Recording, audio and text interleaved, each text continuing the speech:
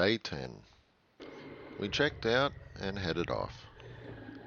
We reached our first roadworks for the day, but it didn't last too long. This was our last day on our trip. We passed more roadworks, but with a higher speed limit. Today we were travelling a lot more straight roads. This was a big change from what we've been seeing over the last few days. We passed a burnt out area on the side of the highway. Hopefully didn't affect anyone too much. Our first stop was the Captain Mountains BP for fuel. After topping up, we continued on.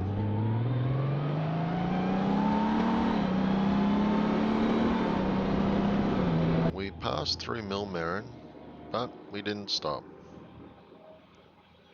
We then came across a fairly wide load. Luckily, we easily passed by. We passed some crop fields that appeared to be being harvested, and then passed some slow-moving trucks. Luckily, they were in the overtaking area when we reached them, so we just went past.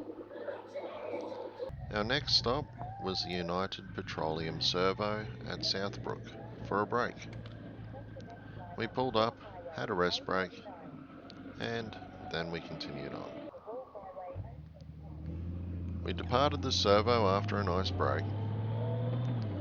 We'd had some donuts there, but I can't recommend them. They weren't very good. We went along the Toowoomba bypass. It was my first time travelling this way, and it's actually quite good. We passed through a set of roadworks in the area that appeared to be due to the mountainside breaking away. The view from up here was pretty nice. As we continued on, it was interesting to see how the mountain had been carved away to allow the highway to pass through. Our next stop was at the BP Gatton for a leg stretch.